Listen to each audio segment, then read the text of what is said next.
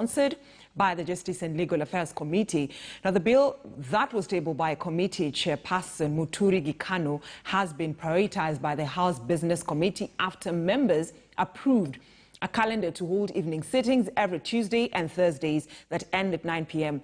There is another draft bill on the referendum sponsored by Constitutional Implementation Oversight Committee chaired by Jeremiah Kioni, which has not been slotted for debate, and that session began yesterday. So let me bring in Javas Bigambo, a governance expert, just to pick his mind on this route to referendum. So far, we know 2 county assemblies have passed this bill except one, that is Baringo County, and they rejected that bill yesterday. Javas Bigambo, good morning, and thank you so much for joining us here in KTN News Center. So we are seeing a lot of play happening right now during this time of the BBI, the referendum bill. Is there a possibility that pro-BBI team will get even at least 24 county assemblies supporting this process? Well, thank you so much.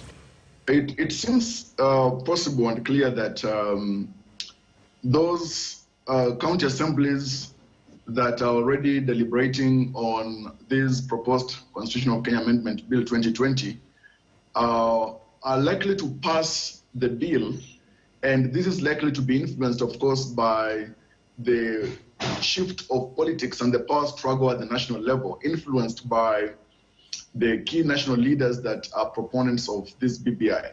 And so those county assemblies, of course, we know that are on the side or aligned to the sides and the influence of the key national leaders, Raila, Odinga, and Uhuru Kenyattas, are likely to be in favor of this BBI.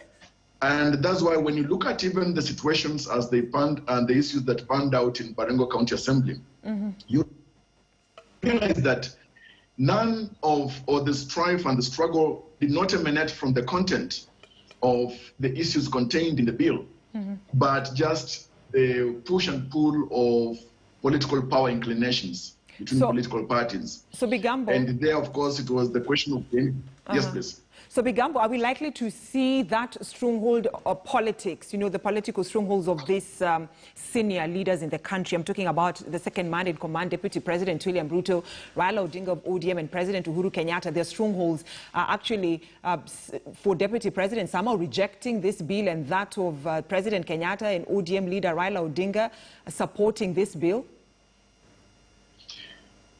It is nearly foregone a conclusion that the entire Nyanza, for instance, the counties in Nyanza will fully support the bill, will fully ratify. The counties in central Kenya are likely to fully ratify the bill. Western Kenya is likely to fully ratify. And that is not because of how persuasive the contents of the bill are to the members of the county assembly, but the extent of the persuasion and the influence of Raila Odinga and Uhuru Kenyatta in those areas of their political extraction. And that is now likely to be the situation that will lead to these county assemblies deliberating and voting for these bills, and not the question of the influence and the decision or the reflection of the interests of the wards that these members of the county assemblies necessarily represent. But then let's just try and look at it this way, because yes, we are talking about the strongholds of Raila Odinga, Uhuru Kenyatta in the western region, central, and the larger part of the Nyanza region. But of course, we need to accept that the DP has actually made inroads in these areas. Well, it is true.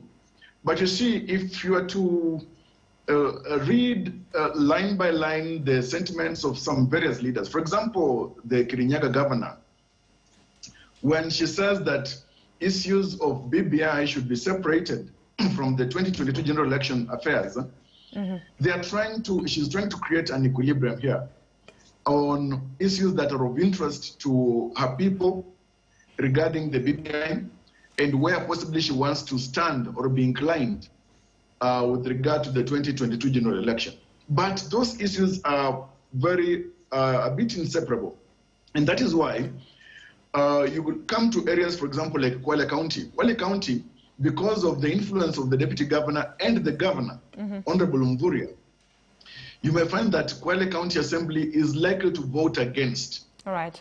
And the coastal region is likely to vote for especially Mombasa County, Kilifi, not just because of the influence of Honorable Raila Odinga, but also because the leadership of Kilifi and Mombasa County are influential and, of course, affiliated to ODM. But if it was a question of reflecting the interests and the views of the people on the ground, then it would not be easy for those county assemblies to be determined to just pass the bill or vote for the bill because of the influence of Raila Odinga. And that is why, while these county assemblies will pass this bill. In fact, Bigambo is about to ask you that public participation, and this has raised a lot of eyebrows and concerns, because the sort of public participation that county assemblies have been doing is not what was expected by the Mwananchi, because they expected that the MCAs will capture their feedback, and the voting that they will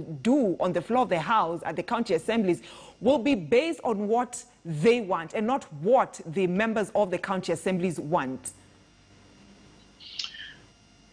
The expectation, the initial expectation that there would be a robust public participation exercise that focuses on the substantive issues of the bill is a bit of wishful thinking right now, because of the manner in which now so much of national political influence has infiltrated the process of the constitutional amendment.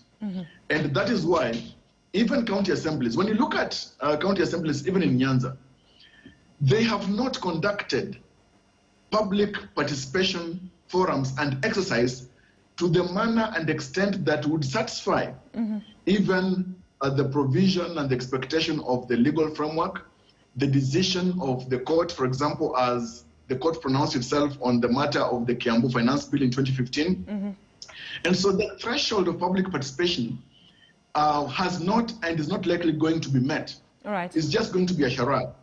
And that's why they are just trying to meet the legal requirement. For example, making announcements in the leading newspapers, so that if at all an audit were to be carried out, then they would be said to have conducted or gone had the process as provided for in law.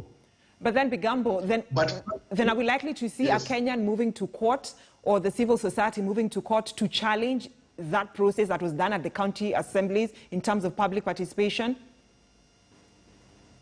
If whatever happened in Siaya has to be and is going to be replicated by majority of the counties that are going to ratify this amendment bill, then it will not be remote to find a Kenyan going to court to forestall this process. And remember too that already the court has pronounced itself on this matter, that IEBC will not actually carry on with this process, much as county assemblies and even the National Assembly and the Senate are likely to carry on with their legislative role and function of deliberating on this bill.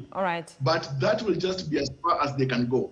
So it will not be remote. It is actually expected that with this charade of public participation exercise, somebody is likely to go to court in the interest of protection of the public participation process and interest and its significance in the constitution-making process, especially on the part of the county assemblies deliberating on this matter and voting for it. So Bigambo, I'd like to bring this conversation to an end because of time. I need to pave way for Law Mashinani with my colleague Nicholas Wambua, but in a minute, can you respond to my question? So what are we likely to see play on the floor of the House, specifically National Assembly, as they debate on this bill? Because there is a lot of division in Parliament when it comes to the BBI agenda. Well, the division that is in Parliament is actually constrained or restricted to matters handshake. And that is why the effect of the handshake is likely to play ball amongst parliamentarians in the National Assembly with regard to voting for these BBI. So the extent to which the members of Parliament will vote for this bill will be with particular inclination to the handshake. And those that are aligned to Deputy President William Ruto are likely actually to be diametrically opposed to this bill. The same way it will be reflected or play out in the county assemblies, it will be mirrored in the Parliament at the national level. All right, Javas Bigambo, asante sana for talking to us here on KTN. You sent matters a referendum. We know that the referendum bill second reading is on the floor of the House at the National Assembly. We also wait and see how many counties will support this process. Is it 24 or less than 25? At least, you know, the BBI proponents need at least 24 counties to support them. My name is Brenda Zedaradido. Thank you so much for watching. And to the men and the women behind the scene who make News Center success throughout the week, I'd like to say asante sana. So now, up next, Nicholas Wambua with Leo Mashinani. So keep it KTN News.